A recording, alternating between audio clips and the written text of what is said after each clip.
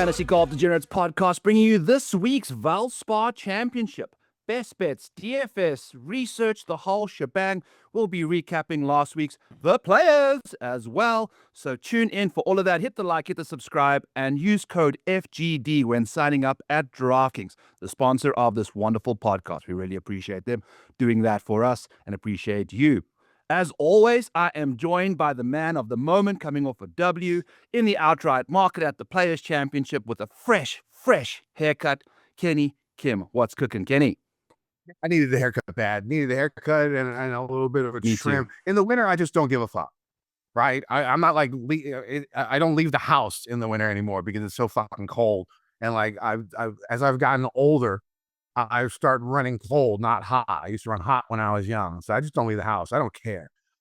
So I got my first haircut in like 3 months, shave for the first time in 3 months.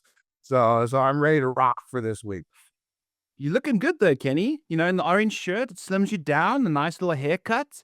You know, I think you're ready to strut your shit on those golf courses when the weather is nice for you. I've already played 3 rounds in the last 2 weeks. I'm playing 2 rounds this weekend too. So getting out there, I think I found something on the back nine of my last round. Let's see if I can recreate it because the first few rounds were not great. But the thing is, you know, over a year ago, a bad round of golf for me was like, you know, high 90s. What's you shooting now? Low hundreds, right? Now a bad round of golf, I shot 91, 91, and 90. The 3 times I've played, which I'm not happy about, but it just shows that, like, you know, and the game's improved. Like, even when I'm playing bad, I could still, you know, score decent. I have a feeling we're gonna hit 85 this weekend at some point. 85 or lower. That's the goal. First time I'm going to play my home course this year, so that makes it a little bit easier too.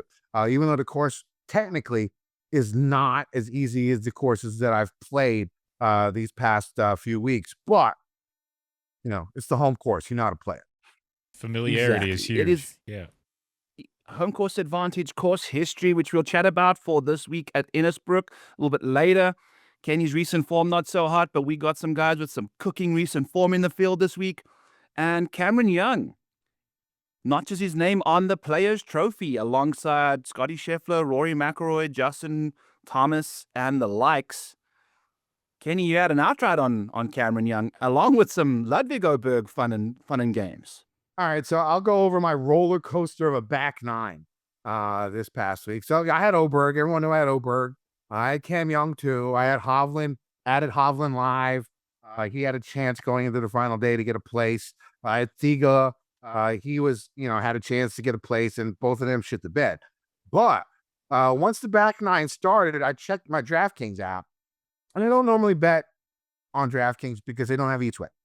So I you know, I didn't really look at it until Sunday when I was, you know, about starting on the back nine. I wanted to look at some Valspar ads, and I looked through my bets, and I was like, what is this bet? So I totally forgot that I had bet Oberg Friday at Bay Hill, 36-1.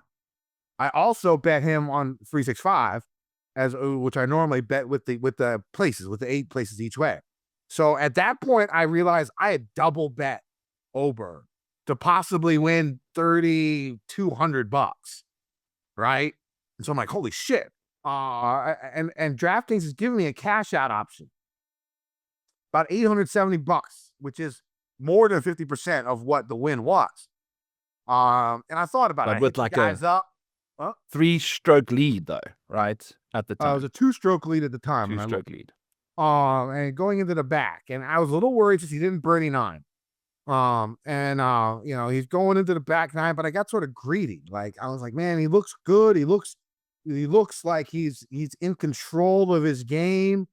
And you know, I just waited. I was like, if it gets to 1,000, okay. He's playing the par 5 11th. You know, he'll probably birdie that. And then maybe I can get to like a G, right? And once it gets to a G, I'll cash out. Well, obviously that did not happen. OG. Right? OG. Obviously that did not happen. Oberg did his thing where he pulled those Lowry. Basically, it was a choke job. He had the lead and then totally forgot how to swing a golf club for 2 holes. Double bogeyed the par 5, 11th, and then double bogeyed the par 5, the par 4, 12th, which is a tough hole. Anyway, it was the par 3, 12th. And so what's up? The par 4 12th. It was a par 4. Oh, yeah. And at that point in time, his cash out after that dropped to, I don't know, $100 or $50 or something like that. And I was like, maybe he still has a chance, but then he just forgot to putt. Right? I mean, like, he was hitting every putt, like 8 to 10 feet past the hole for the rest of the round, and he was dead. So he played, Oberg played very well. I still expect him to be great in the future, and maybe he can use this as a learning experience to try and improve what it comes down to, because the last couple of times he's had a 54-hole lead, he's lost. A Scottish Open a couple of years ago, and this. Now, the time before, I think it was Riv, he had a 54-hole lead and he won. Or it could have been Tory because of the fires. I don't remember. It was Tory. Yep. But it wasn't. But he also never had the lead. He never had the lead until like late in the round, because Mav went out and took the lead early from him. I thought he had the 54-hole lead though. I think he may have had the 54-hole lead, but during the round, he wasn't in the lead. Like Mav went out early and posted a number, so he kind of knew what he needed to do there. Yep. And so, hopefully he learns from the experience, gets better, because the guy is going to be a stud. The game is his game, his swing is so pretty. It just has to get the mental aspect of it. And the guy who got the mental aspect of it done was Cam Young. Those last 2 holes, probably some of the most impressive 2 holes of golf in a long time. I mean, I wouldn't say ever, but like recent, like I can't remember a guy going on 17 and 18 and doing what he did. 17 birdieing it. The wind was pretty strong with the pin in the back. And you couldn't really tell how much more breezy it was at a higher altitude, which is the cool. I know people don't really like that Space Invaders looking wind. I thought it was pretty cool, especially for that hole, because you see like the lower level just going slow, and you see like each higher level it gets, the wind was a lot faster.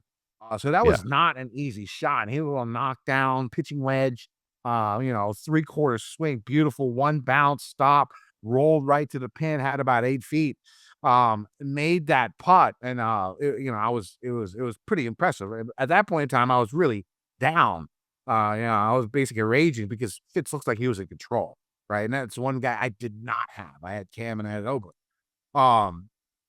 And so amazing to make that birdie, and then that drive on 18. Top 5 greatest drive of all time? Situationally, Possibly? I mean, it's hard to argue. The longest drive on that hole in the shot link era, with all the pressure tied for the lead, where left is dead, right is a bogey, right? I mean, like, he had nowhere to miss. And he went out and pulled the driver. And in his interview, he said, my mind frame was just go out there and hit the best shot you possibly can with the club that you got. And it's exactly what he did. Best shot of your life, you're saying. This is time to hit the best shot of your life. And I think he did, man. He said he did. And I mean, it's hard to argue. Nobody's hit a better shot than that on that hole. So, like, you can say he's definitely up there. And 186 mile per hour ball speed under the gun, like nervy, nice little rope, 375 yard nuke, So impressive. Woo! Good stuff. And then he goes in, Fitzy hits it into the pine straw, gets it out. I will say, like, in normal situations where he pars that 7 out of 10 times. I would say, but because of the situation, 18th of the biggest event outside of a major, plus the wind, it made it a lot more difficult. The chip he had was pretty good. Left himself, like 6 feet, 7 feet from where he was. That was really, really strong. But again, Cam missed the putt on 17. He hit it to about 15 feet past the hole. Hit a good putt, just didn't break like he thought. And then that left Fitzy with that 6-footer, which he pushed a little bit to the right, nerves, whatever, bad line. And then Cam Young won. Really, really impressive for Cam. Really nice to get out of the snide, getting that outright win. Cam was also part of my cash game cornerstones, along with Oberg. I gave out that lineup, that whole entire lineup last week, even with the Morikawa withdrawal. They was sweat free again. Funny enough, That's good. I have 5 cash wins. I'm 5-4, so I broke the 500 mark. The goal is to get 60% or better win percentage. So hopefully I win this week, get to 60%.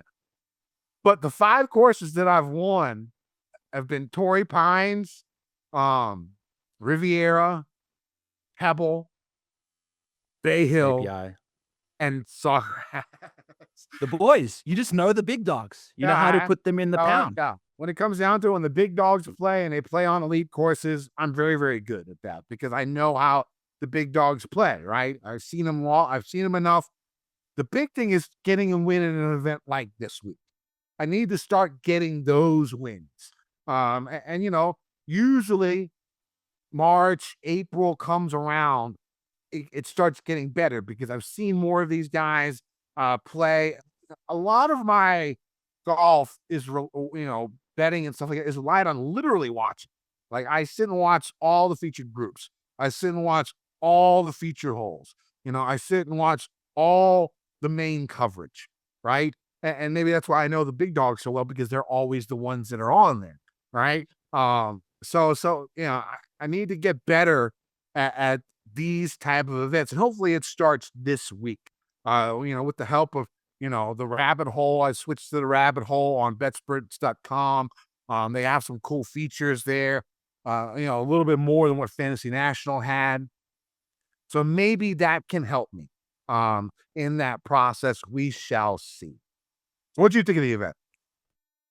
I mean, I sat there on Sunday with Mini Maniac and Caitlin and just was like, this is some good golf. This is like I had Rosie, I had Henley, I had Sepp.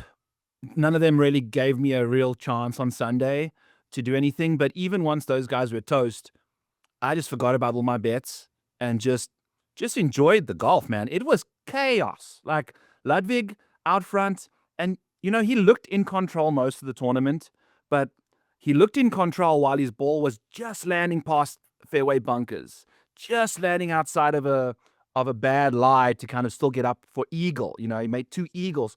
And what I noticed about Ludwig is 6 of his final 7 holes he went under par on were par 5s. Yeah. And that spans back to Friday's round.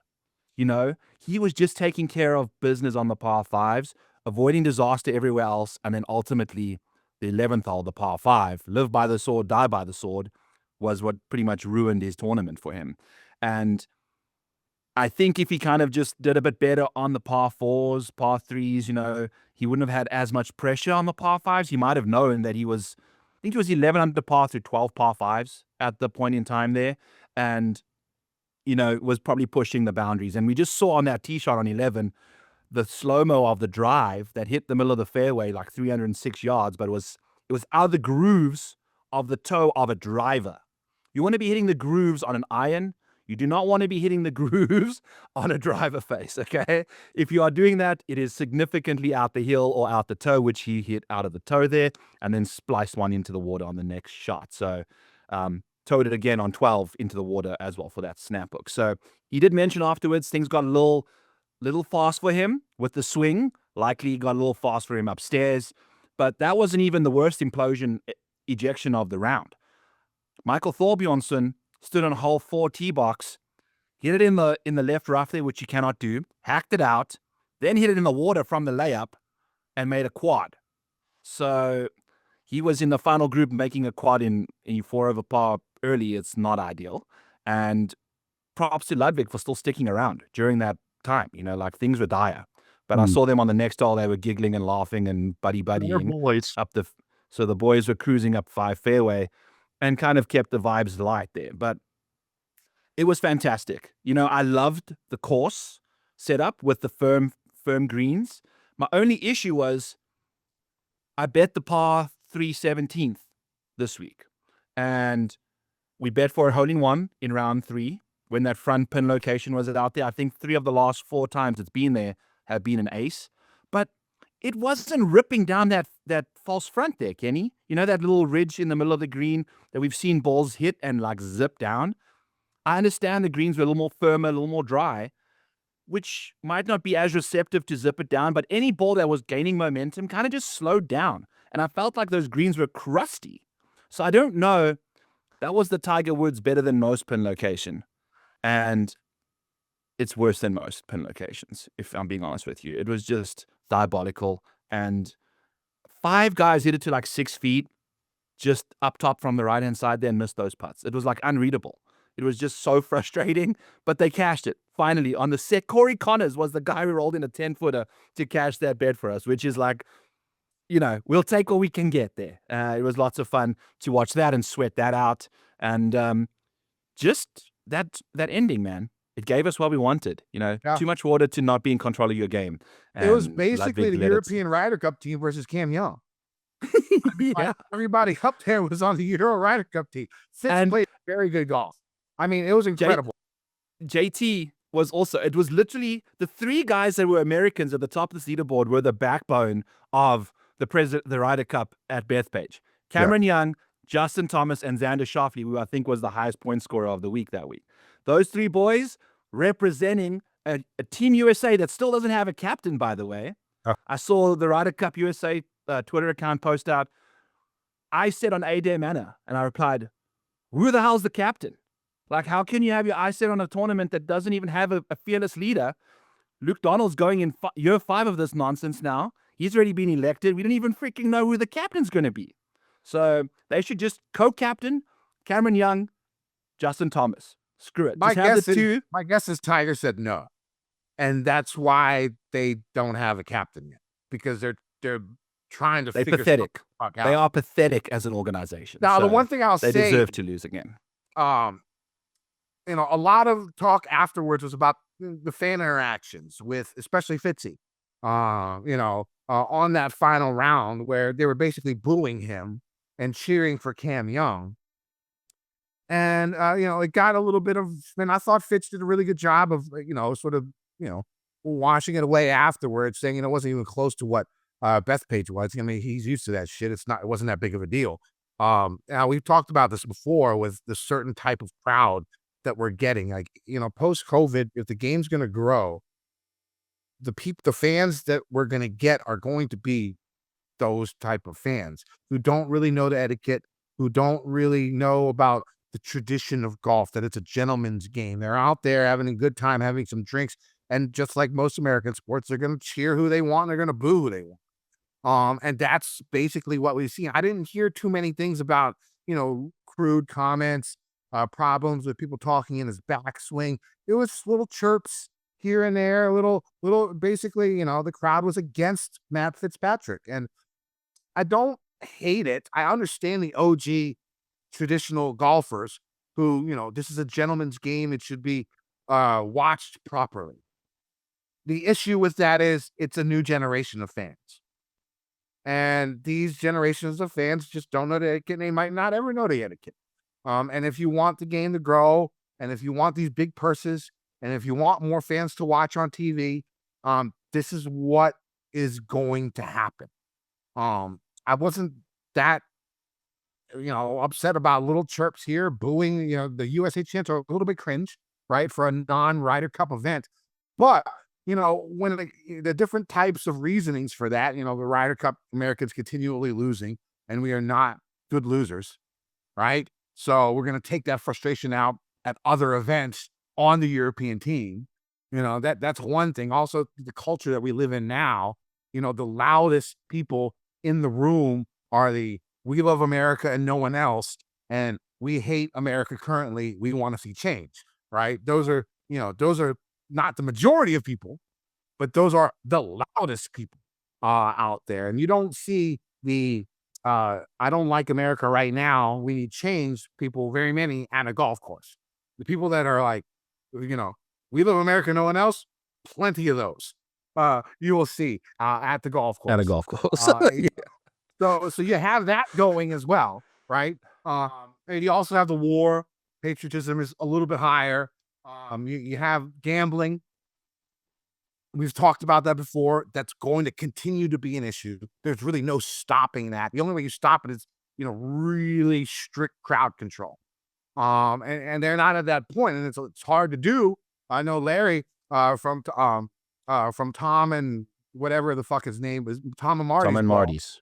He was talking about how the sponsorships with liquor companies can be an issue.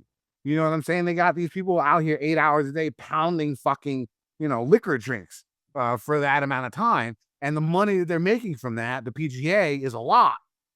So it's hard to control the crowd and still push the booze, right? So that's going to be an issue. Another issue is a lot of the times, what's his name? Tweeth Mitchell. We had this conversation on X. He talks about how the price of the tickets have gone up so substantially that it almost makes people feel entitled because they spent so much money on a ticket that they could say or do whatever they want, right? There is that sort of idea when you spend enough money, hey, I spent this dough, I'm going to do what the fuck I want. That's another issue. But overall, I didn't think it was that big of a deal. And the thing about it is, what it did was that crowd helped Cam Young win. It didn't help Fitz lose. It helped Cam Young win. He used that energy that he received because you remember the last time we saw him play this well was the Ryder Cup, and that energy that they had at best pace, he used it to his advantage to play and do what he did. Like that drive on 18 was partially on the fans, right? He went out there. My camera's going out of focus because I'm moving in and out. So give me a second. But so he used that crowd. He used that energy to do the things he did on those last two holes, in my opinion. If the crowd wasn't as invested as it was, and they were just sort of, mediocre, laid back, a typical crowd 15 years ago. How about that? Right? A typical crowd 15, 20 years ago, even for the players. If it was something like that, I don't think Cam would have won. I think he literally used that energy he was receiving from the crowd to do what he did on 17 and 18. He lived up to the moment, and took that moment by the reins, and the crowd helped. And he did the exact opposite of Oberg, Oberg let the moment take over him, right? And that was the issue. So, I mean, for a crowd to have that type of reaction, and I think the crowd helped Cam a lot. I think that's a good thing. I don't hate that. Like, this is sports, right? People are going to root for people. People are going to boo for people. I understand the tradition. I understand the gentleman's game aspect of it. But, that's not where we are nowadays in life, in the world, right? And the reason why golf doesn't grow is because a lot of people think it's just stuck back in older times, which for a lot of golf has been true, right? And now we've seen this explosion in golf after COVID, all these new fans joining, all these new fans watching. This is just going to be a part of the game. The light and arrow-hearted banter, the chanting of the U.S. when they're going up against somebody who's non-American, that's going to be what you see. It's going to be the norm, probably from now on, especially with the amount of booze that they pump out at these events. So I don't really see a fix to it, and I don't necessarily see it as a huge problem either. As long as they're not like cussing or being vulgar around kids, they're not doing it on the backswing, lighthearted banter, booing, I don't have a problem with it as much as a lot of people did. Yeah, I think I have a massive issue with the booing part. He literally continued his process while these people were still booing him. Like if he had to stop to let them stop booing, and it's 10 people maybe around the 18th tee box. And to me, Kenny, when you say you can't control that or you can't fix that, absolutely you can. The other But they're not going to. 490 other saying. people standing around that tee box, you do nut up and look at the person or the people that were booing and tell them to shut up. Like, quit that shit. Like, we are here to enjoy the tournament. Byron? What's wrong with booing? It is such a low class. It's what Jets fans do. Okay? Because that's what losers do. You can't do anything correct. You can't root for good things in your life, Kenny Kim, because there's no W. There's nothing. There's no success in your life. The only thing you can show sort of emotion to is patheticism. Like, so what's if the you are difference between me going to a Wizards game and booing the other team? There's no difference. I'm rooting for the people I'm rooting for, my team, and I'm going to boo the other team because I don't want them to win. Golf is a sport, right? It's a gentleman's sport. Yes, it is a gentleman's sport. And like I said, the OG people, I get it. But that's not where we are anymore. That's not where the game is. The majority of the people there are the people that have been watching golf forever. There are people that are still from the COVID era now that don't know what the hell's going on. We need the elderly people, including myself, the people that know the game's morals and ethics and just the way to be a good fan, because it makes it cringe for everybody else. They don't know when to say it. You're just showing off who you are as a person. Booing the other team is such a low-life piece of scum effort. Anyone that boos a team, it's American. I get it. Yeah, whenever it's American. The play, I boo the other team. Good for you, Kenny. You know, I hope you have. Like, I don't understand why you can't root against people. I think it's because that's a part of the sport. But I think golf is normally like a quiet sport, right? Yes. I think that's kind of thing. Like if that rolled over into tennis or something, if that rolled over into tennis, it wouldn't fly. They'd be ejected immediately. Right? People boo in tennis all the time. Oh, really? I don't know. I didn't. I mean, like if the person in the court does something that they don't like, the U.S. Open fans will boo. Okay. All right. I go to the U.S. Open all the time. All right. The thing is, like, the problem and why golf hasn't grown as much as maybe it should have is that old school train of thought. And there might be merit to saying, well, maybe we don't want these new type of fans. Okay, I can get that. But then, if you want these big purses, if you want more people to watch shows like ours, if you want more people to watch on TV, you have to get this new subset of fans to be involved. And there is this new group of people who have just recently got into golf. And they're coming into our sport. Now, if we tell them you can't do this, you can't do this, you can't do that, you can't do this, who the fuck wants to watch and do it anymore? Like, okay, do we want to keep golf an inclusive club like the fucking stereotype that it's been throughout its history? Or do we want to open it up to everybody? That's the question. That's the question. If you want to open it up to everybody, you're going to have to deal with this shit. This is what is going to happen. The main reason why golf hasn't grown is because it's unlike any other sport. Like, you're not allowed to boo. I understand that it's cringe. I understand that the OG people like myself, I would never do that, right? I would never, ever do that in a golf event. In team sports, sure, all the fucking time. But in a golf event, I would not do that. But I don't see the issue with this new group of fans cheering for who they want and rooting against who they don't want. As long as it doesn't affect, as long as it's not doing it in the swing, you know what I'm saying? Well, that's what they were doing. That's the thing. The booers have no context of the situation. Swing. No one's going to be cheering randomly on someone's backswing. Like, hell yeah, Cam, like 3 minutes after he's made a birdie on 17. You know what I'm saying? Like, they've done that cheering already. And I'm all for the reason they were yelling USA. I think if Daniel Berger was in that position, I don't think they're yelling USA because he's not a Ryder Cup hero. Yeah. Cam Young sunk that putt on 18 versus Justin Rose to extend the USA's chance of tying that Ryder Cup up.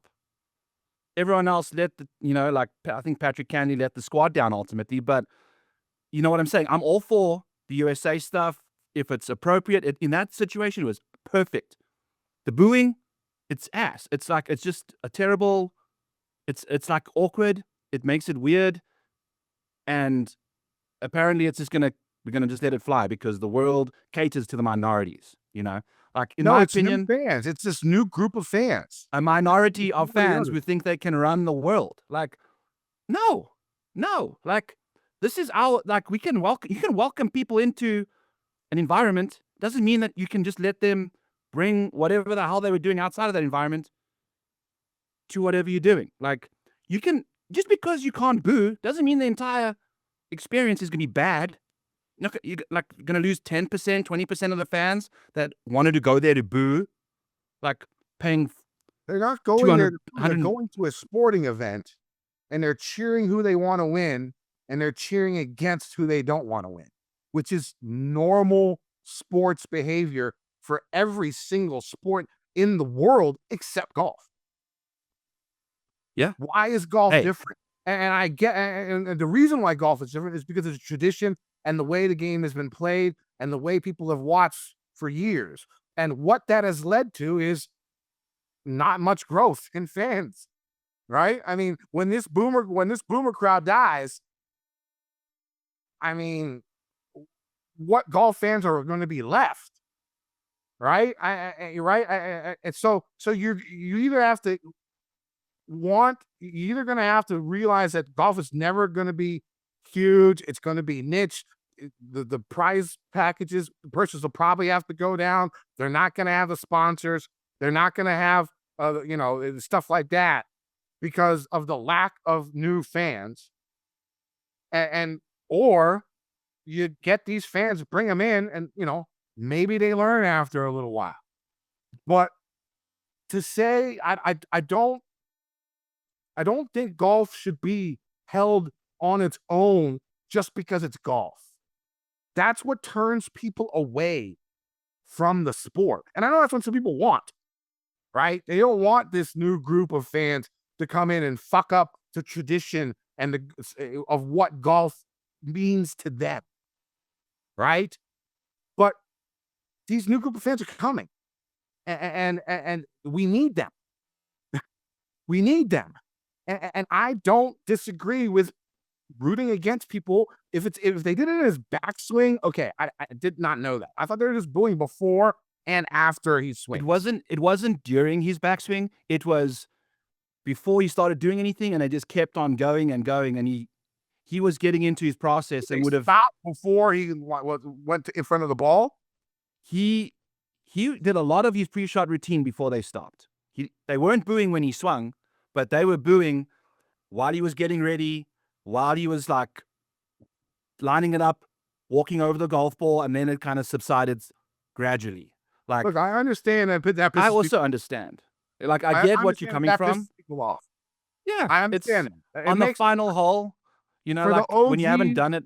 People who love the golf and love the tradition and love the gentleman's game aspect of it, it makes 100% sense. I understand completely. Yeah. Why that would piss you off. But no. I just don't think that if you want the game to succeed, if you want the game to grow, if you want more avenues for people to become fans of this game, stuff like that needs to disappear. In my opinion. Correct. Stuff like I think it needs. I'm not talking about the booing. I'm talking about people thinking that booing is bad. Right? It is bad. It's bad because no one can do it. The people that get into DUIs are people that make bad mistakes, like bad decisions. Doing negative stuff is done by people that like do dumb shit. You know what I'm saying? Like, don't get pissed off at golfers and say something silly online and social media, or like, what the fuck were you doing? I do that all the time. Does it impact them? Doesn't impact them. Okay, so doesn't impact live, like on the course. Absolutely. Okay. But why? I don't understand why golf is so special about that. Why is golf so much different than every other sport known to man? There's legacy, there's tradition. Golf. That's why golf has a bad rep. That's why people think, oh, it's an old fogey game. That's why people think that way. That's why the way It's- the old school way of thought, and I understand people want to keep that, but that's not realistic if you want the game to grow. What grows the game more, Kenny? People booing and being there booing, or Cam Young hitting a 375-yard drive on the final hole of a tournament? And I think Like, that was we've part got- of the crowd. I think the crowd affected that majorly because they Absolutely. cheered them on, and it was. Why does it only go one way? Why does it only go in that direction? The fans were incredible. They cheered him on. They led him to get that W because he used that energy from the fans to get the win. But you can't do it the other way. As long as you don't do it in the swing. If you're rooting against people and it's light chirping and it's a little bit of booing, that's why people talk shit about golf fans. That's why people talk shit about golf. The one difference between golf and all the other sports is you can say that you're going up against 122 other people, but you can also say that you're going up against the course because it's you versus the course. What the other golfer does kind of impacts you, but not directly. You know, you have to beat his score, but whatever he does, like all the other team sports, it's literally it's one team versus the other team. It's like what the other person does impacts you directly, which is kind of what happened on 18. You know, you're playing a match play situation there, but we've kind of gone round and round. I don't think we're going to agree on either. Oh, we're point. definitely not going to agree. But here's one thing that I'll say is, you know, a lot of golfers have bad images. A lot of people outside the game, they look at golfers like a bunch of pussies, right? Who complain about little things, who are entitled, who are this and that, right? That's a lot of the mind frame you see from people who aren't real golf fans when they talk about golfers. And the reason for that is, you know, part of the reason for that is they bitch about people people boo them. You know how silly that sounds to the majority of the American sports fans out there? It sounds really silly. I agree with you that it's cringe and I would never do it. But from a visual aspect, it looks silly from the majority of American sports fans who are not golf fans. Like why can't I root against somebody? Well, that doesn't make any sense. You can't root against somebody because you don't know when to root against them properly. That's the problem. But how do you root against someone properly? What's proper then? Before he hits his shot. But that's what I thought he was doing. He had to deal with a lot of stuff before he hit his shot. Whatever. I get it. You know, I think I'm old school too, and I don't think that's absolutely necessary for the game of golf to grow. But it probably will. So it is what it is. Anything else, Kenny Kim? We have Brian Harmon randomly finished T11, by the way. Shout out to him. I thought McIntyre was impressive. I think Mac can win a major. And not just an Open Championship. He got a little unlucky on that one shot on 16 or whatever. Hit it into the water on the approach, but like he was like 12 under on the weekend, right? Until that point, right? Yeah. He really impressed me. I mean, I still want to, you know, he still has the most punchable face in golf, but it's very, very impressive what he did this weekend. I think he can be a force. And I think, God, it's horrible to say, but that European Ryder Cup team could dominate for such a fucking long time. It makes me so sad. But those guys are good. I mean, you got 50 out there doing his thing. I mean, Hovland was up there. Yeah, you got, Bobby Mack doing his thing. Really, really impressive stuff in the Euros. Really impressive stuff from these European guys. I thought the event was great. Shout out to Sudarshan Yalamaraju. Yeah. He finished 5th. I think he made the cut by 1 and finished 5th. You know, he went bananas. He went 10 under par over the weekend and then withdrew from the Valspar. And he's outside the top 100 in the World Golf Rankings, not in the Masters. I found that quite interesting that he decided to not play this week because... Gets into the next Siggy event with the top 5 though, right?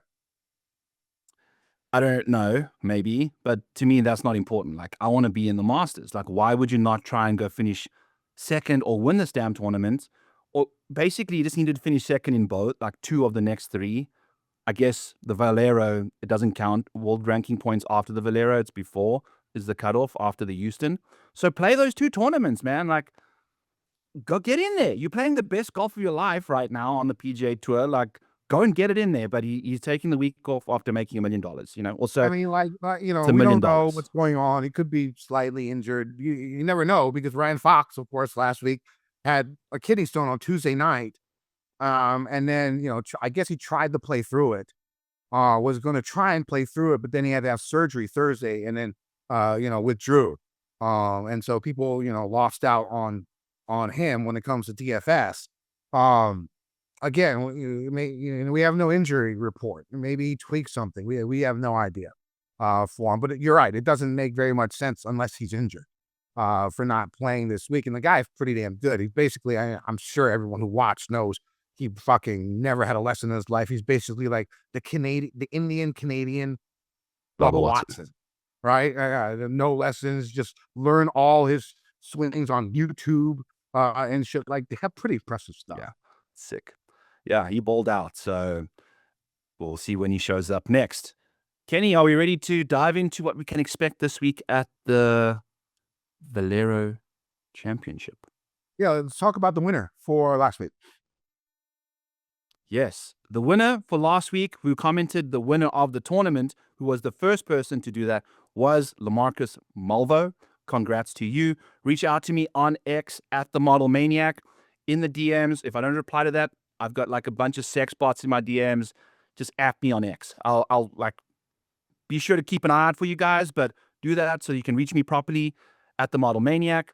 You get a free month in the Model Maniac Patreon. If you comment below who's going to win the Valspar Championship, the first person to get that winner's name in there gets a free month in the Model Maniac Patreon. You get all the tools you'll see on the screen here shortly. You get all my bets as I make them. You get all my showdown stuff after every single round. I've got a research channel in there with everything you could wish for. It's an amazing area of golf content that I love for you guys to join. So use code Valspar26 for 50% off your first month if you're in the mood for that. Kenny, Innisbrook Copperhead Resort. Tell us what's cooking there this week.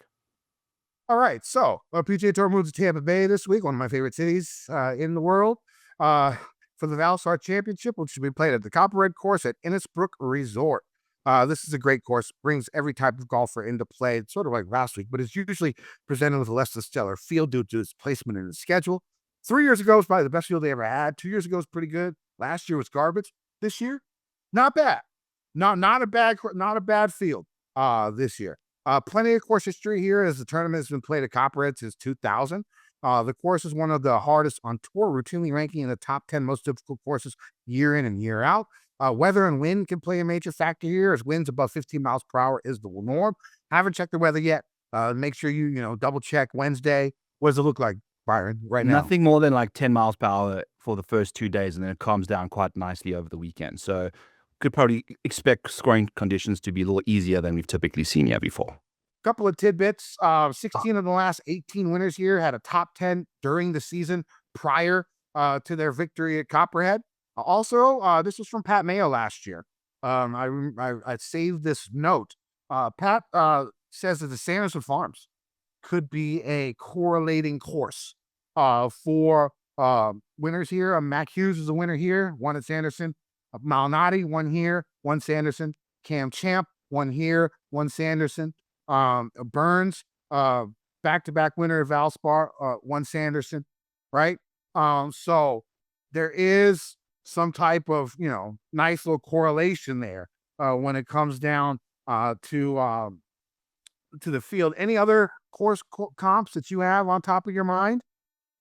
I'd say just coming like Florida golf, TPC Sawgrass is pretty solid. Right after that, we've had, what did we have? API is also fine. It's a big boy event with lots of water and tough, like strategic ball striking paradise stuff. Makes tons of sense. Maybe some Pebble, like I don't think this is as long as Pebble, or Pebble's as long as here, but positional, high hazard venues. Yeah, I'd say this course is sneaky long.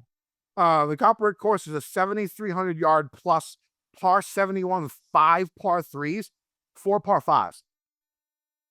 The course is usually one of the most difficult. par 71 tracks on tour, it's known for the snake pit. A very tough 3-hole stretch, 16, 17, and 18, that'll probably decide the winner come Sunday.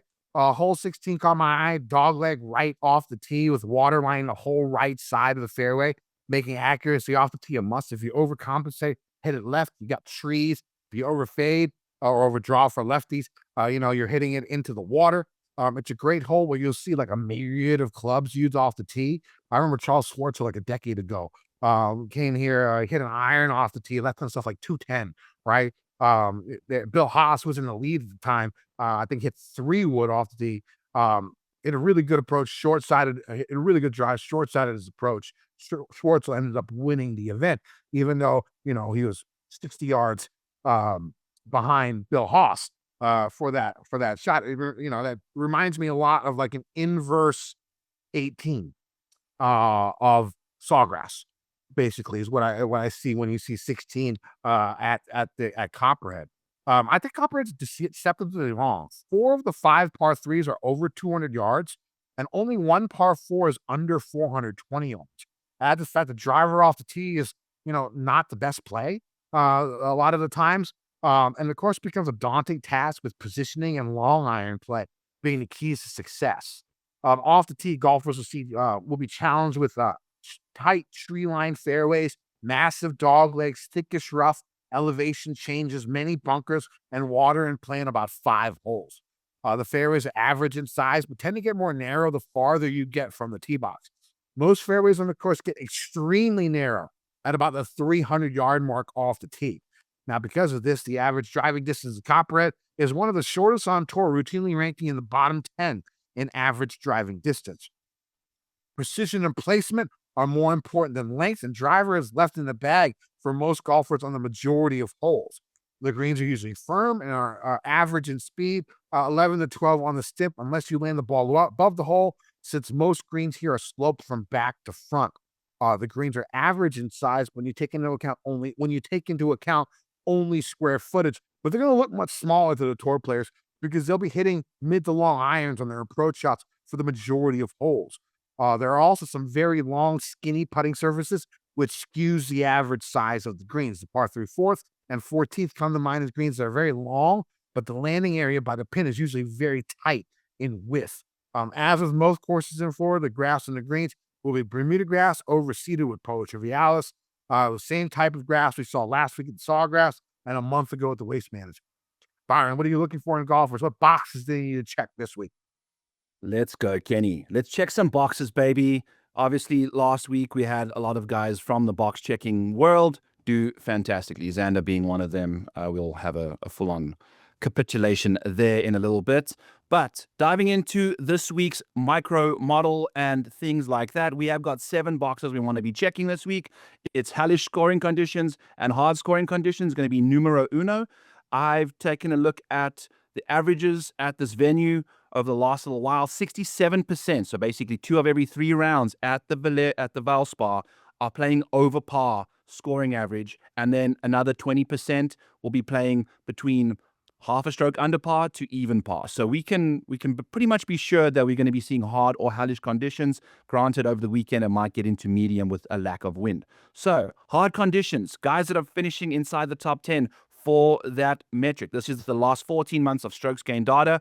Marco Penge, Hank Lebioda, ADDC, Adrian Dumont de Tichart, Akshay Bhatia, Pontus Nileholm, Marty Doe, Bezzy, Matt Fitzpatrick, Davis Chatfield, S.H. Kim, Thorbjorn Olesen, and Maddie Schmidt kind of round out the top names for hellish conditions. We're going to be looking at Adrian Sadier, Austin Smotherman, Rasmus Niergaard Peterson, Marco Penge, Corey Connors, Marty Doe, Spieth, Chandler Blanchet, Lebioda, Wrighton, and Parker Pearson Coody round out the bottom of that top 10. If you're looking for the same situation, John Parry and Nikolai Højgaard also dominate in that department. So those are your guys playing great golf in difficult conditions.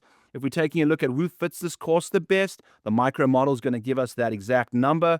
We're taking a look at the micro model over here. Kenny was mentioning a lot of these tee shots are significantly under 300 yards in driving distance. And we've got 1, 2, 3, 3 holes that Xander Schauffele is really projected to tee up his driver and hit over 300 yards. The rest of them are all under 200. Some of them, holes 2 and 3, aren't even going more than 255 yards off the tee on average. So, there's another hole 12, similar situation. You're hitting 4 irons off that tee box.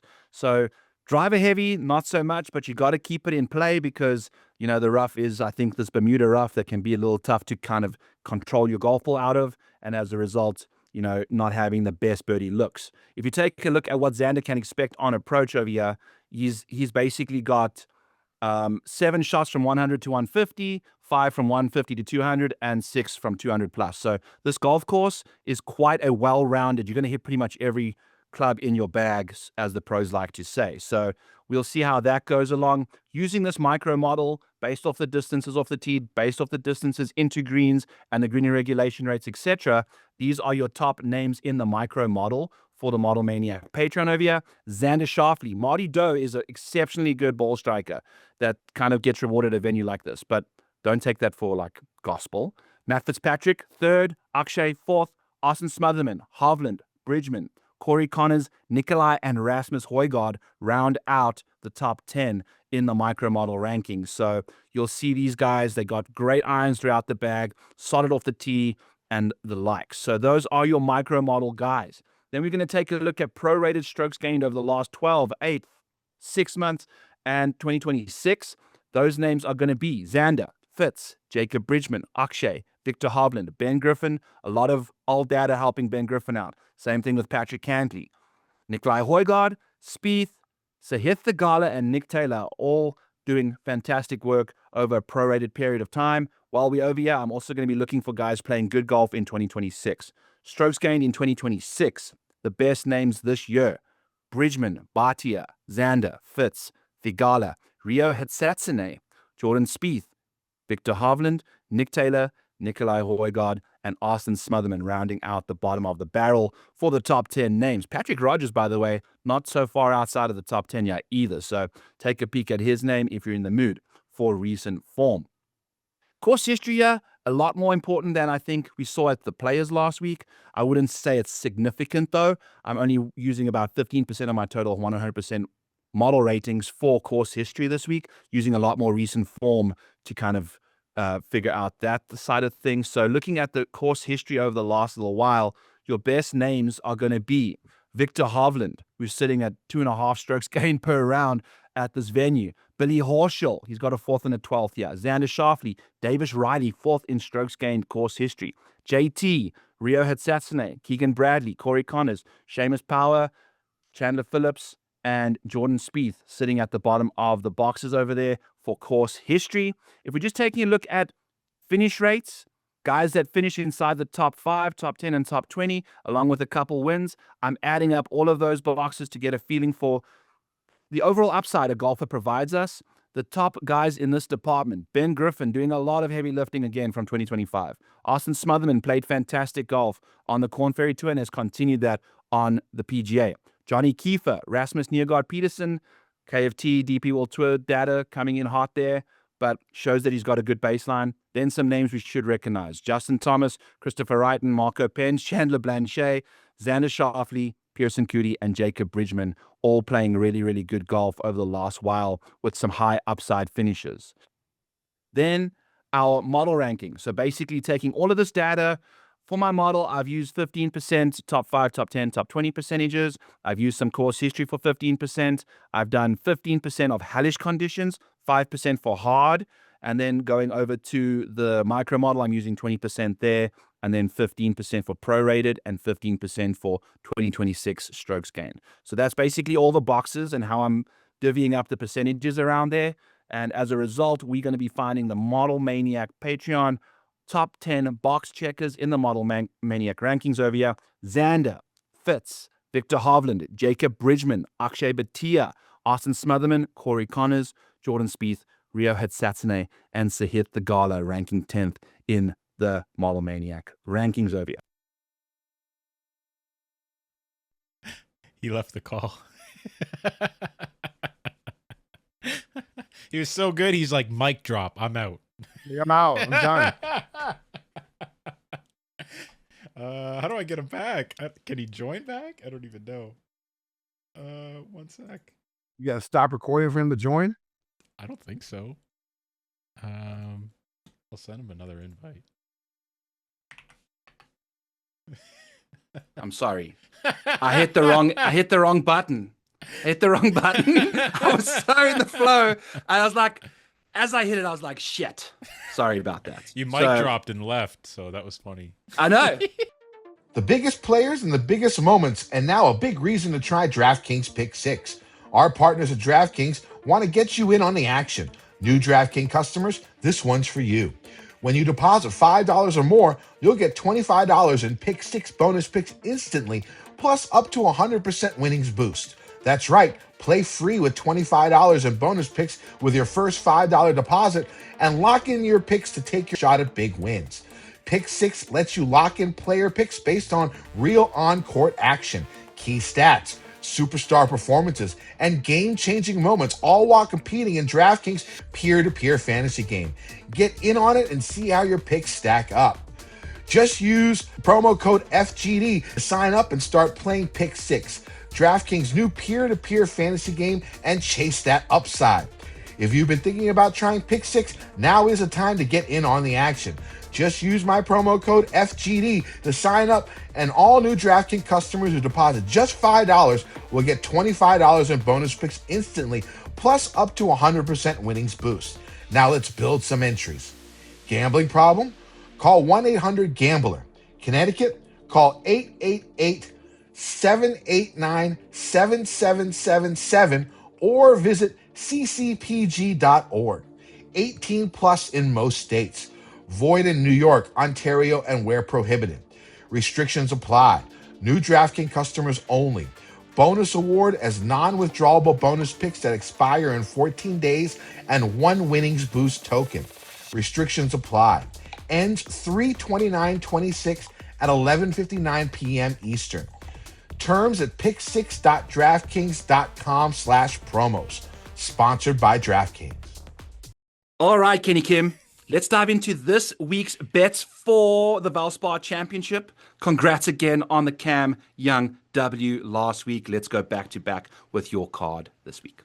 Yeah, like last week, made a lot of my bets without even looking at any bit of research. Just going with the flow, what I see, worked out last week. Again, though, some of these, especially like my main bets, a lot of the long shots, I have to take a peek, right? First bet this week is going to be Matty Fitzpatrick. I got him 28-1 with 3 places. So I'm using the 3 place to juice up his number a little bit. Comes in number 1 in my model. Was ball striking the hell of the ball last week, and has been doing so for a while as he comes in second in my model in strokes gained ball striking in the last 24 rounds. He's good with his long iron, has been crushing par 5s, making a ton of birdies also. He also has a top 5 at this event in the past. So it's sort of like last week where, at the Players, he had good finishes and missed cuts. Same year. He's had a top 5 and then a couple missed cuts. The way he's playing this year, it looks good. I don't think the loss last week is going to bug him that much because it's not really like he lost it. Again, Cam Young sort of snatched it from him. So I do like Fitzy this week. Next, it's going to be Justin Thomas, 35-1 with 8 places. Was runner-up here last year. Iron game and putter looked incredible at Sawgrass. Same type of grass on the greens as the Players, which we'll see this week at Valspar. His recent numbers aren't good. He's going to rank very low in your model. And that's partly due to his injury, and it's also partly due to his really poor play at Bay Hill. But this is, again, more of a field play for me, like what I saw from him. Really liked what I saw last week, and he's become a very streaky player in the last year or so. Went 2nd, 6th, 9th, and 9th in one 4-week stretch last season. And then a couple of weeks later, he backed it up with another 4-week stretch where he had a win and 2 runner-ups. Very, very streaky golfer from what we've seen from JT. And, hopefully we can ride the beginning of the streak and maybe he can get us a W. Again, like I said, he was runner-up here last year. Next, it's going to be Brooks Koepka, 25-1 with 8 places. Koepka is going to win soon. I'm going to do everything I can to be on him when he does. His ball striking has been borderline elite since he's been back. He's fourth in strokes gained approach and fourth in strokes gained ball striking the last 24 rounds in this field. Comes into this event with back-to-back top 15s. His long iron play is excellent. His biggest issue has been, basically his putting. But the last two times he's been out on Bermuda putted on these last two times, he's basically broke even putting. And so if he continues his ball striking and his putting improves just by a little bit, I mean, he can win this event by a few strokes the way he's hitting the ball. Next, it's going to be Austin Smotherman, 60-1 with 8 places. Comes in fourth in my model in the last 24 rounds. Second in strokes gained tee to green. 8th in strokes gained off the tee. First in strokes gained approach. First in strokes gained ball striking the last 24 rounds in this field. Long iron play, well above average. He's been very good on par threes, ranking third in strokes gained par threes the last 24 rounds. Again, there's 5 of those this week. In his short career, he's gained almost 2 strokes against the field in Florida events. Comes in with 3 top 16s in his last 6 events. The next 4 are going to be bombs. First, it's going to be Bud Colley, 80-1 with 8 places. Finished 4th here last season. Gains almost 2 strokes on the field in difficult conditions throughout his career. Gained in every major strokes gain category except putting the last 2 weeks. He lost putting just last week. He gained putting the week before. So his overall game is trending in the right direction. Next, David Ford, 110-1, 8 places. Ball striking, very, very good this year.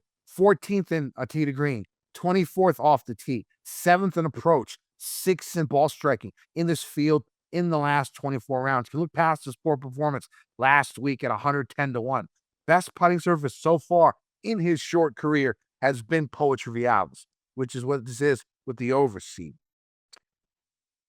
Next, it's going to be Michael Brennan, 110-1 with 8 places. I'll talk about him later in the show. Finally, I'm going Stephen Fisk, 160-1, 8 places. Following along with Mayo's tidbit from last year, saying Sanderson is a comp course. Of course, Fisk won Sanderson in the fall. Worth a look at 160-1 with 8 places. So my card for this week, it's going to be Matthew Fitzpatrick, 28-1 with 3 places. Justin Thomas, 35-1 with 3 places. Brooks Koepka, 25-1 with 8 places. Smotherman, 60-1 with 8 places.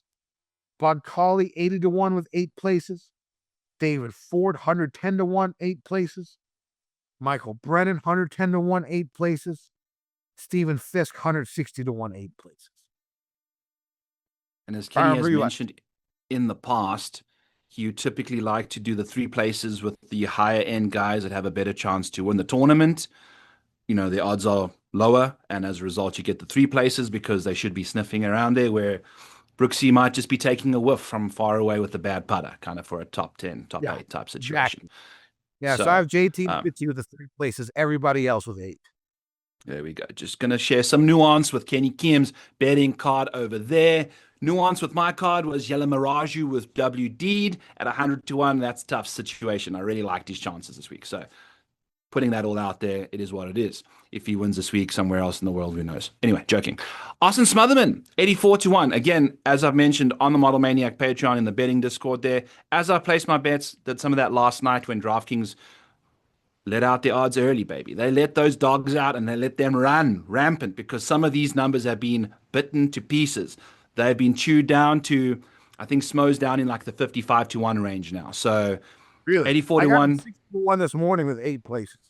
Yeah, 60-1 this morning. It's not quite 4:30 o'clock Central Standard Time over here. So he's a very popular bet, and it makes a lot of sense. We saw him on the hard conditions. He's top 8 in strokes gained off the tee, top 5 in strokes gained approach this week in the model, which makes him a top 5 overall candidate. He's a very fair value. We've seen him in the mix at multiple events in the last little while. We've got a Smotherman 13th at the Players. Is a big deal. You know, it's the goddamn Players. 75% of that field is not teeing it up again this week. So we get a bunch of scrubbies to kind of clean up with here. And Smotherman, being a KFT returning PGA Tour member, because he went back to the KFT after having his PGA card and now has returned again. And he played this event twice, like back in the day, if I'm not mistaken. 2023, he finished 36th, and then 2022, I think he was 25th. So, he's good, reasonable form, playing much better. That means that he still understands how to play this course in bad form, good form. Love those, can turn those into a couple top tens potentially, So that's good to see there. I love what Smo's been up to the last little while. Moving into some other bets, we're going to go with Ryo Hatsune.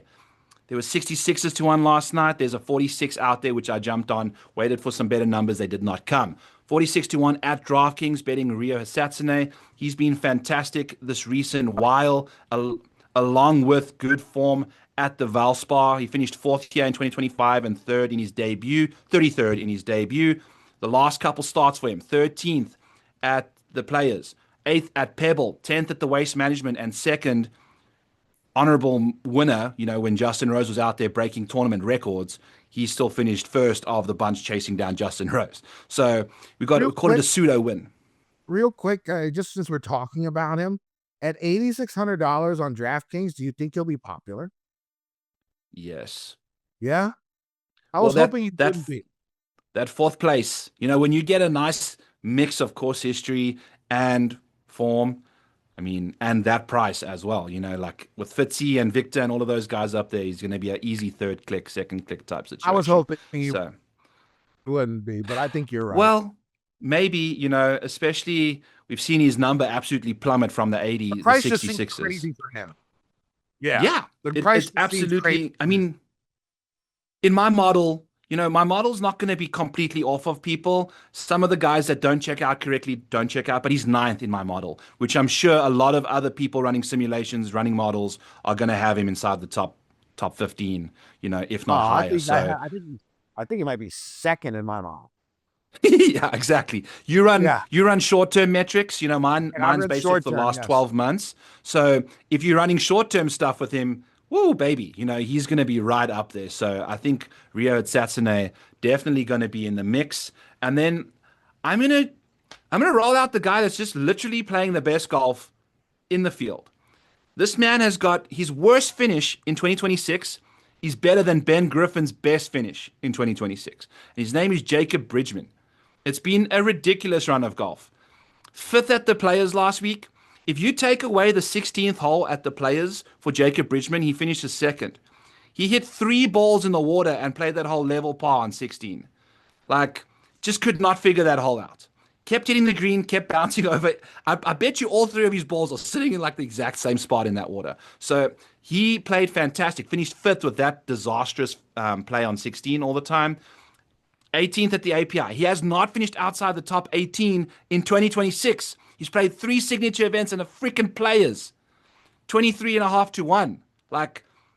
This guy is in the best form of his life, the best form on the PGA Tour in general. He's playing better golf than Scotty Scheffler right now, which is saying something, Now, I will say that I had 4 guys that I looked at on out of the top, and it was Fitzy, JT, Bridgman, and Koepka. And so Bridgman was the one I left off, so he's probably going to win. I would doubt that, Kenny, because it's been an eternity since I've hit a winner here. But we're gonna just take the obvious guy. Yeah. 3rd year last year for Bridgman as well, right? This was his coming out party, and we saw him get a little quick on Sunday, and then Victor and JT kind of took over on Sunday. This man just stared down Rory McIlroy at the Genesis Invitational and told him, sorry, sir, I want this trophy from Tiger Woods. You can take a nice little casual 2nd place finish there with your horrific putting. Where Bridgman, he's going to give you that upside with the putter as well. He's a fantastic putter, and we've seen him putt well under pressure now, obviously, to win the Genesis Invitational. Probably the best all-around golfer. You're right. So far this year. In every metric, when it comes to putting, short game, approach, off the tee. I think he's top 25 in almost everything. Yeah. It's such a good profile that we're seeing from him, and getting a 24 to 1. That's a very fair number when there's Xander sitting at 10 to 1. and I understand Xander just had his first top 5 in forever, but it is what it is. So Jacob Bridgman just makes far too much sense. And then I've also bet him with the top 5 as well at plus 450. And I've also bet him for a top 20 at plus 740. He has cashed that top 20 bet. Sorry, I'm lying to you. That's another guy. Top 20 at plus 108. So pretty much even money. Ty's paid in full on DraftKings. Jacob Bridgman, 7 for 7 in top 20s this year. And this is... He's 18-1 with 8 places on Bet365. He's 30-1 with 3 places right now. See, like you can say he's got high upside. You can say he's got a high floor. The 8 places make sense. The 3 places make sense, depending how you want to go. It just, he's just playing too good a golf for that number to be out there. I just don't think it's fair. So should be 18-1 flat, in my opinion. Then you get the 8 places for like 14-1 type of thing. Yeah. So that's how I think he should be. And then I've got a Lindeque's ladder bet of the week. This man, and we're going all the way to the outright market with this guy. If I told you in the last 4 starts that this person's played here, he's finished 2nd, he lost in the playoff, 19th, missed a cut, and then finished 7th. Along with the T6 at the Sony Open this year, he's 340-1 to win this tournament. Davis Riley has got insane course history here. We've got 3 top 20s. 340-1 anymore. I think the number is plummeted. I will double check for you guys, but it won't be that crazy. Again, dive into the Model Maniac Patreon so I can help you guys along the road there. But I need to find my notes that I was talking about. So 340-1, maybe call it 300-1 right now. And this is at DraftKings. All the other books had it at like 250, which still is a very fair number. For the top 5 market, he's 43-1. For the top 10 market, he's 17-1. For the top 20 market, he's 740, plus 740. You put down 0.3 units and you're returning 2, on a top 20 bet. So when you think Xander Schauffele is 10-1 to win the tournament, Davis Riley has finished top 20 at 3 of the last 4 times. And it hasn't necessarily been like he's come into the Valspar playing good golf. When he shows up here, he's typically playing quite badly. He's not a very good golfer all the time. But this venue for him is one of the sacred grounds on the US. And he's played fantastically with very little explanation. He just plays good golf. So you're getting absurd numbers on Davis Riley there. Check him out. Spoke to you about the Jacob Bridgman top 20 and top 5. And then I've got 2 more placement bets for you guys as well. Akshay Bhatia top 20, minus 102 on DraftKings. He's also just been, I think, 4 or 5 straight top 20s now since he's got his groove together. And he's played well in the past as well. He's one of the best ball strikers in the field, although we didn't see that at the Waste Management, the API. He's an API winner. Even money for a top 20. He's done that 4 in a row now, entering this week. And then Justin Thomas, he is what we call one of these simultaneous bettors, where you can be betting Justin Thomas for a top 20 at plus 120, or you can be doing him a top 10 at plus 240. Would you believe me if I told you that Justin Thomas finishes inside the top 10 as often as he does top 20? Whenever he's finishing top 20, it's also a top 10. So when you're trying to bet these placement markets, you want to kind of find grooves like that. Guys that when they spike super hard. I feel like he's going to finish 13th this week, and I'm going to lose out on this bet. But in the long run, you are looking for situations like this where you're taking sometimes the less likely bet, the bet that's a top 10 versus the top 20, but you're saving on what you're investing, because you have to invest less to return the same amount when he's also finishing inside the top 10 every time he's finishing top 20. So hopefully that comes to fruition. He's finished inside the top 13 here, I think 4 of the last 5 years he's played. So the upside for JT at this golf course is through the roof, and it's good to see him playing.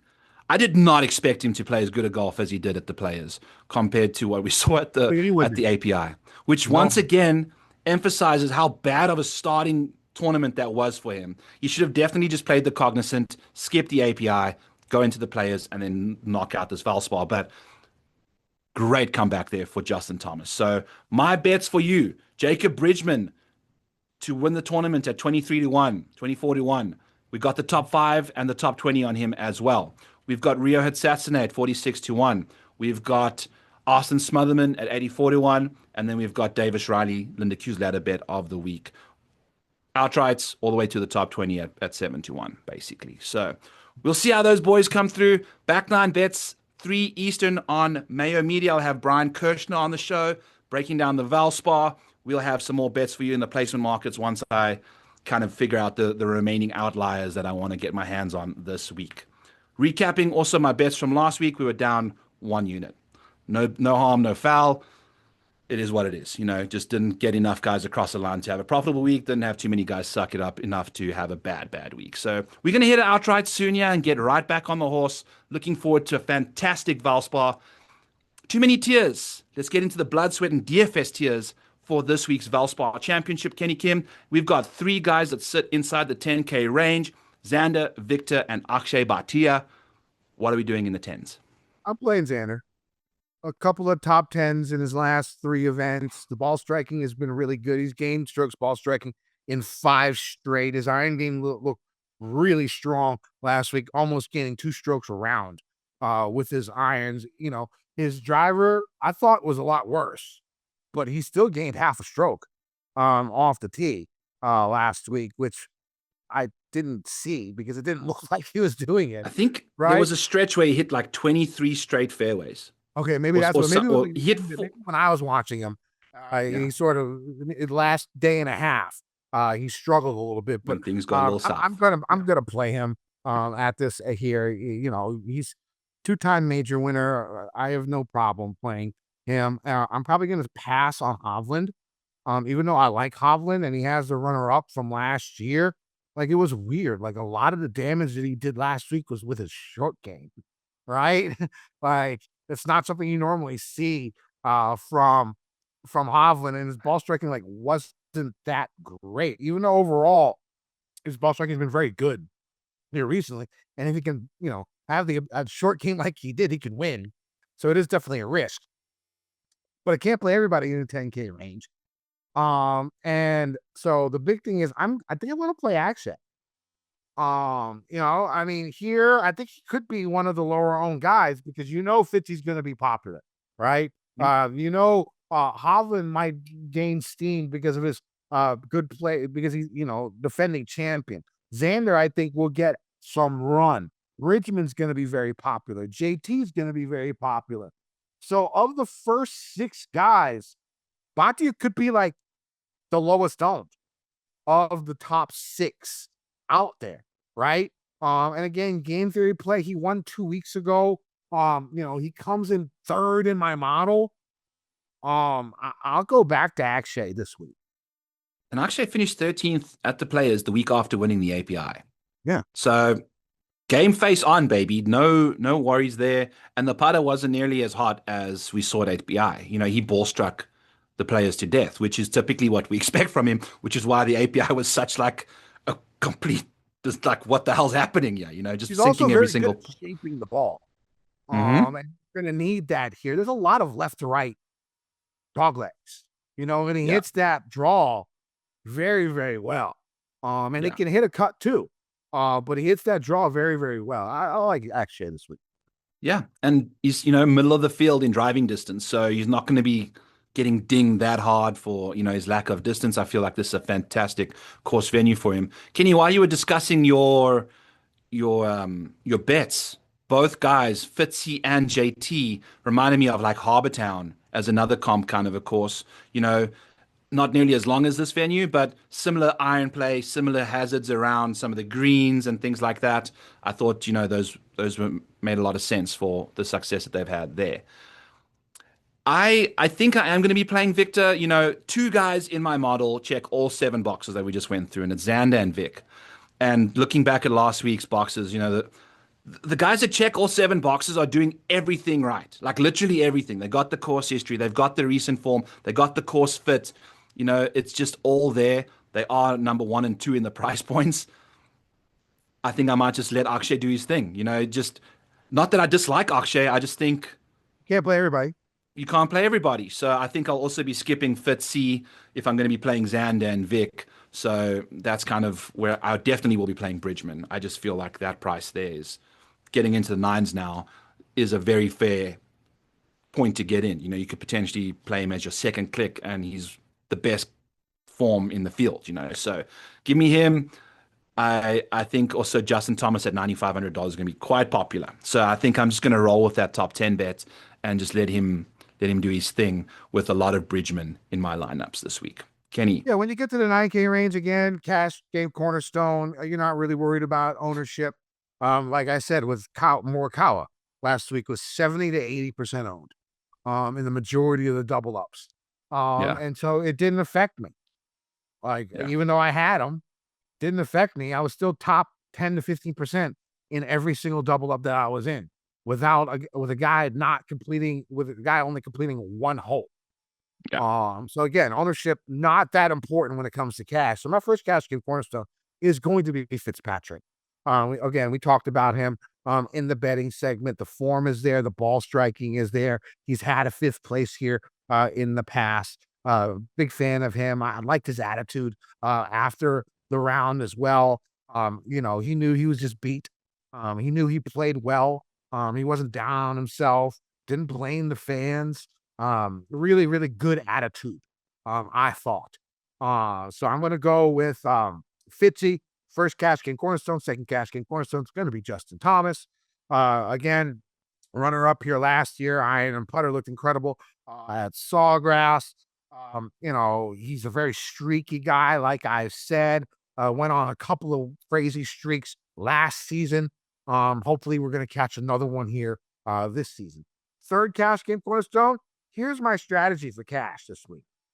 I want 3 guys in the 9 and 10K range. They are by far, once you get below Koepka, the talent level drops off precipitously. Precipitously. The talent level drops off. So I want 3 golfers, Koepka and up, this week, and that's what I'm doing. So my third, and then I have a 6K guy as my final cash game cornerstone, and 2 mid 7K guys to fill out the rest of the line. That's how I'm going with my strategy. If my 6K guy or one of my 7K guys don't make it, you know what? I got the upside up top, right? You got the upside up top, and Smotherman I got in my cash lineup, even though he's not one of my cash game cornerstones. There you go. I think he has the upside to win as well, right? So I think I got 4 guys in my cash lineup who I think can win. One of them is my third cash game cornerstone, Brooks Koepka. Again, he was on the betting card. He's going to win soon. Long irons are great. Ball striking has been really, really good. The last 2 outings he's had, his putting hasn't been horrid, right? There's been a little bit of improvement with his putter. It gets out here. I think he's had a 12th place finish here before in the past. I think he might have played here once. 2022. Finished 12th, so he's got the experience. He's played well. Give me Koepka as my third cash game cornerstone. I'll play Bridgman like we talked about, but I'm not touching Cantley, Spieth, or Griffin. Spieth is interesting after what I saw last week, but I just can't get on yet. Maybe at Augusta. We'll see. Maybe in Houston. If he plays Houston, we'll see. But not playing any of those guys this week. Yeah, Spieth is interesting, and we always say, you play Spieth when you're the only one on the roller coaster, because there's going to be throw up, whether or not you swallow it and it goes back down, it's just you, or if it's the people in front of you just gushing all over you at 15% ownership, that's not good. Spieth there's going to be throw up, people, so just make sure it doesn't turn into a chain reaction situation there. Monitor the ownership. He's ranks 8th for me in the model, so I like it, but he's a very popular name, and we've seen some reasonable form from him over the last little while, which is actually kind of insane. Hasn't had a top 10, but he has only missed 1 cut and finished no worse than 32nd, which was the Players. So he's turned into a floor guy, which is kind of interesting to see from Spieth. So we'll see what happens over there. I'm not necessarily that thrilled about the 9K range here. Spieth is the only guy in the 9s not named Jacob Bridgman or Fitz, who also ranks inside the top 10. One more name, though, that's at 9K flat is Corey Connors. Checks 6 boxes for me. We've got an 8th place finish here last year. We've, 12 21st in 2021, checks the 6 boxes, 7th in the model. Are we going to get a win from him? No. He's also $9,000. He's going to be the second guy in your lineup. Corey Connors could be kind of underneath Brooksy, could be kind of nullified there, a little neglected, if I say so myself. He hasn't necessarily been playing the greatest golf, but in best ball, I drafted him specifically for the second stint, the second part of the contest, which began at API Players. Valspar, he's going to be playing fantastic at the Valero. This is like the time of the year where these difficult, shorter courses let him really do his thing. And we've seen this with Corey Connors. He's gaining 1.6 strokes in hellish conditions. So when conditions are over par and you're just having to two-putt to make your par and still gain strokes on the field because you're such a beast of a ball striker, Corey Connors is your guy. So that's going to be it for me pretty much in the 9K range, because we already spoke about Bridgman over there at the top. So in the 8s, Kenny, I got a lot more names I kind of fancy in this range. Who do you like in the 8K range? I'm not the biggest fan of the 8K range, so we're a little bit different this week. I do like Højgaard, Nicholas Højgaard, here up top. I mean, really, really strong long iron play. Really good on par 3s. He's actually first in strokes gained par 3s in the last 24 rounds in this field. Top 10 in par 3 from 200 to 225, where you're going to see, I think, 3 at least in that range. Also really good with his long irons. His approach game has been good. I like Højgaard. I don't know if I'll play him, but somebody to keep an eye on is Spawn. We saw a little life from JJ this past week. It seems like he sort of got out of the funk that he was vertigo. in. What? He had vertigo. Is that what the problem was? I didn't even know that. He got sick at Torrey Pines and then got vertigo. Or one of the West Coast venues, he got food poisoning or sick, and then it created a bout of vertigo. And he's been dealing with that until recently, and can see the form is starting to come back together now. Yeah. So he's interesting. It's a maybe. I don't know. Hisatune is another maybe. Depends if Hisatune is highly owned. I don't think I'm going to do it. But he is second in my model. But yeah, I'm not the biggest fan of this range. Who do you like? I love Sahith Theegala, because you can have Sahith finish outside the top 20 and still finish like inside the top 10 in DK points, because this man is just off the rails. That's true. He's a scrappy guy. He gets it done however he needs to. He is Mediterranean speed. Yeah, is he Indian? His dad's name is Murli or something like that. So I mean, if he doesn't have any sort of Indian descent, then all is wrong with the world, if that's given the case. But I think, Mediterranean is just a little more politically correct than Indian, in my opinion. But I mean, is India even by the Mediterranean? Well, he's just got that. He's got like a really dark complexion. He's got that dark. Okay. Like most Indians are look like you, Kenny. He's a little darker on the Indian side. They're more Mediterranean, in my opinion. But we're just splitting hairs about not important factors here. I do like Spawn. Unfortunately, $8,700. I was hoping, given the way he's been playing this year, you'd kind of drift down into the 7s. And even during the showdown of last week, people were rostering him at $7,800 ish, 10% owned. So people are kind of catching on that JJ's playing good golf again. 24th at the Players was a good result for him. So we'll see what he can do. Good baseline metrics. Rio, I like him a lot as well. Nick Taylor is somebody that checks 4 boxes at $8,400. Once you start getting down into the bottom, you struggle to get the whole package, right? So Nick Taylor, 13th at the Sony, and last week at the Players, 42nd was his worst finish. So hasn't finished inside the top 10 yet, but hasn't finished outside the 42nd place that we saw last week. Just knocking off top 30s like crazy, kind of like Harris English was doing. So typically when conditions get more difficult, Nick Taylor's one of those guys that gets it done as well. We've got a 10th place finish from him here at Innisbrook in 2023. So, a bit of love there. I think he's one of the few guys in this range that might get overlooked a little bit. And then as we dive into the bottom of the 8K range, we have got a repeat Statfish offender this week. Last week I got cute and try to take a Xander Schauffele, we had checked 4 boxes. The reason we're going with the Statfishes is the 0 boxes being checked. So I'm going to get back to the tried and tested. And this man, remember the boxes we're looking for: hard and hellish, micro model, recent form, course history, finish rates, model ranking. 0 boxes checked. We've got a tournament that he's played here in the past. He's missed the cut in his single appearance. We have a finish of 4th at the Puerto Rico Open when the field was dire and basically made up of the entire 7K range and below playing out there. Finished 4th. Nothing better this year than a 43rd at the Farmers. When conditions get hellish, he loses strokes. He's losing 0.4 strokes on the field in hellish conditions when they are over par. Cannot make a single putt. He's ranked 79th in my model.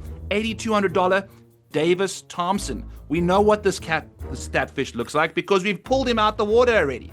We did so two tournaments ago when he finished 64th, I believe, at the Waste Management. So he's just not getting it done for you in this, or probably was it the COG, one of the two.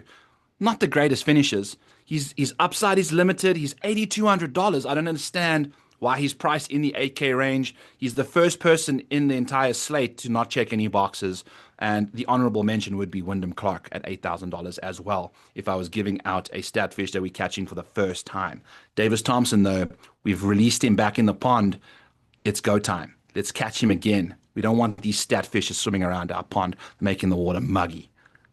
Don't get caught out with Davis Thompson this week, friends. In the $7,000 range, Kenny Kim, we got a Pearson Coody, who's, after some really disappointing results lately, you'd think he might take the week off. No, he's back in the pack, baby. $7,700, checks 5 boxes. Yeah, he missed the Cognizant Classic. That is the only tournament he has not played in. Break. And started playing worse after that. You need to just keep going. So he's got the potential to be a very good golfer, plays fantastic in hellish conditions and things. I don't know what his current form looks like, but he'll be a sprinkle for me at 77. What are you getting up to in the 7s range? I like Castillo at 79. Plays really good in Florida. Of course, won a couple of weeks ago. I think he's played well here before in the past. I could be wrong about that. But I do like Castillo at 7,900. Alex Smalley ranks very highly in my model. He's 13th. 10th in strokes gained tee to green, top 25 in both strokes gained off the tee and strokes gained approach. Doesn't make too many mistakes. Top 20 in bogey avoidance. So I do like a little bit of Alex Smalley, 6th in strokes gained par 3s from 200 to 225 yards. Alex Smalley's a guy I'll be looking at. Your brethren, Bez, has played well here before. He's had decent form leading in. Bud Cauley is in my cash lineup along with Smotherman at this moment in time. I'm not sure if I'm going to keep that, but Cauley and Smotherman are both in my cash lineup. We talked about Cauley a bunch and Smotherman a bunch already. There was a couple of other guys. Blades Brown, $7,200. Was in the lead in the back in Puerto Rico 2 weeks ago. So that's a guy to look at. Johnny Kiefer, another guy who comes in very highly in my model with good off the tee stats, top 10 in ball striking. Really good from 175 to 200, especially from the rough, and 200 plus from the rough. So Kiefer would be another guy that I'd be looking at, and maybe a little bit of Eric Cole, who's played this course well before in the past. Yeah. Eric Cole, 12th and the 33rd year in the last 2 years. Some names that I'll kind of go back up the 7K range with here. Billy Horschel and Lucas Glover, 2 absolute thoroughbreds when it comes to course history. They've finished no worse than 12th in their last 2 appearances each at this venue. Glover checks a lot of boxes. He plays great in hellish conditions. Fairways, greens, make your 2-putt and get the hell out of there for the glove man. Makes tons of sense why he's played well here. Some other names, Austin Smotherman, obviously going to be quite a popular play, but I do think he should be priced somewhere in the 8K range potentially. So kind of just see what ownership you're getting from him there and apply it to the 8K range instead and see how that works out for you.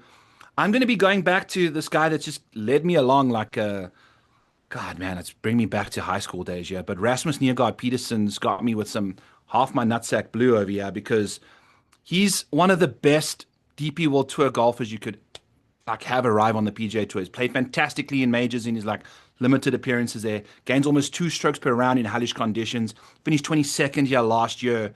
But the best we've got from Rasmus Niergaard Peterson is a 41st at the Waste Management Phoenix Open this year.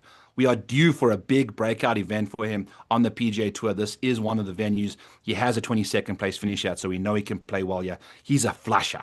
He's an absolute ball striking beast. So give me some Rasmus Niergaard Peterson, 14th in the model, hellish conditions, fairways and greens, get it done, shoot a nice little -10, get me whatever finish position that will be.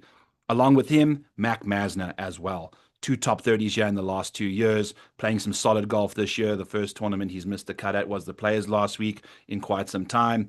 He's a great ball striker as well. Mac Masner, 14th in the micro model. $6,000 range, Kenneth. Chris Ventura added to the card. Sorry, 7K flat for Chris Ventura. You know, we've seen putting merchants get across the line here a couple times with Peter Malnati type stuff.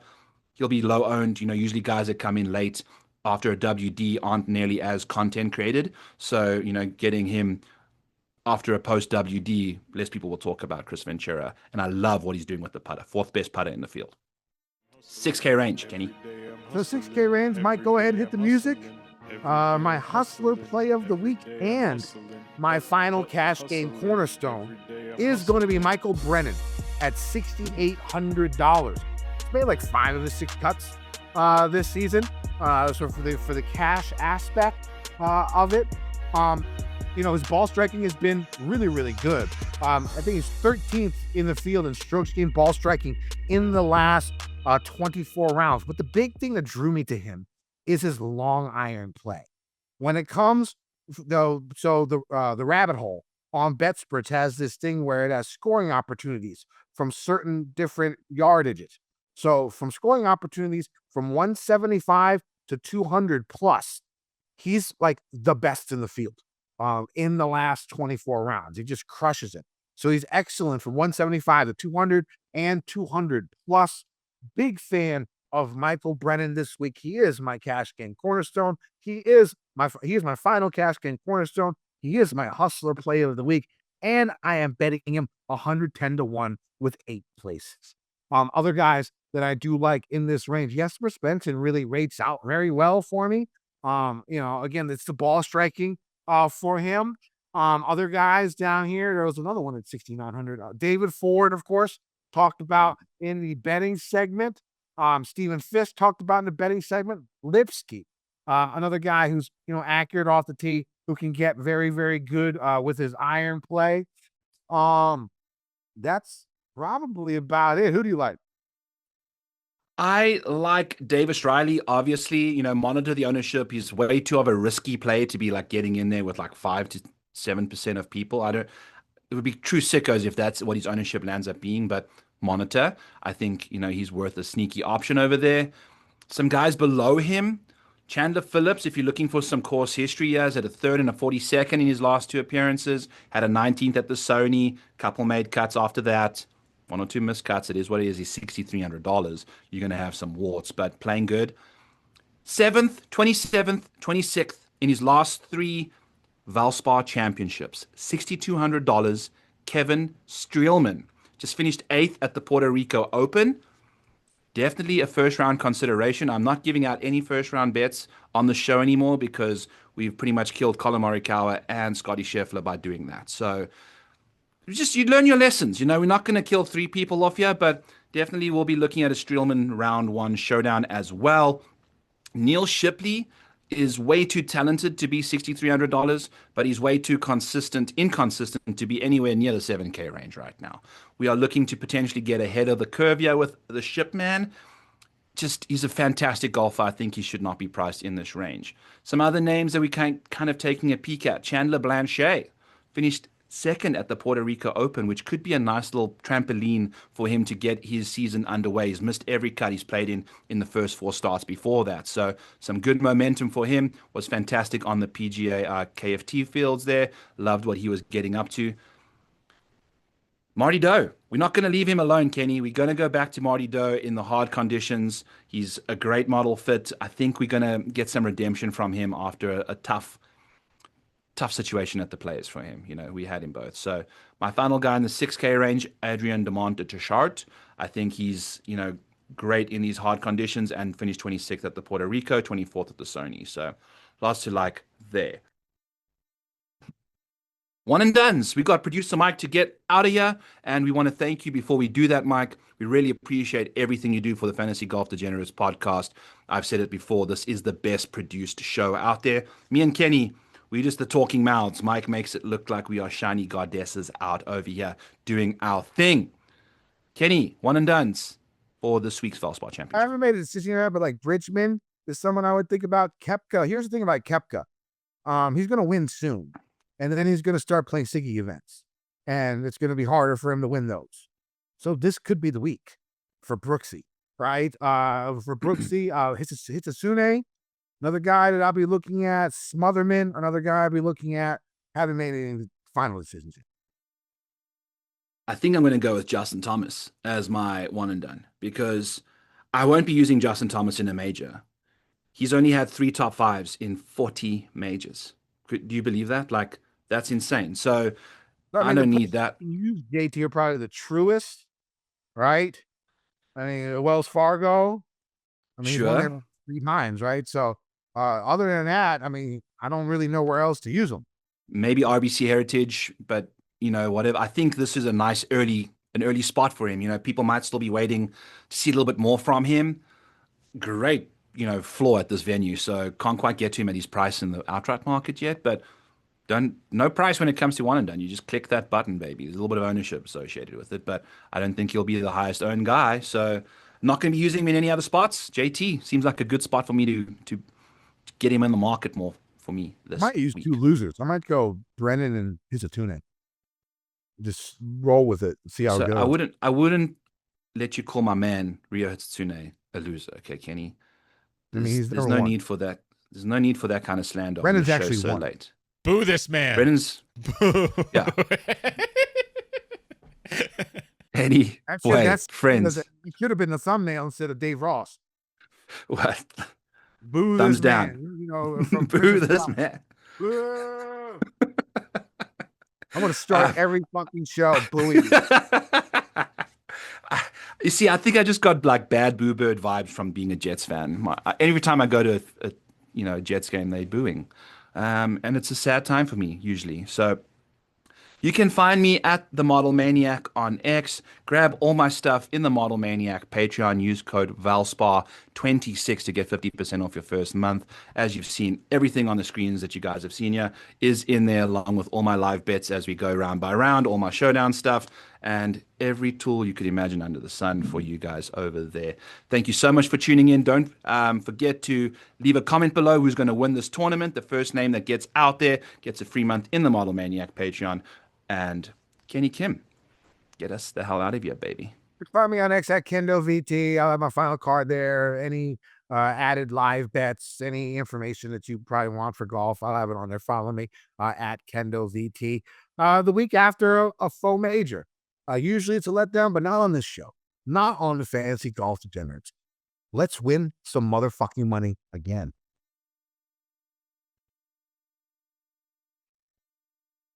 DJ Nation. I thought DJ Nation. I've been getting dirty money,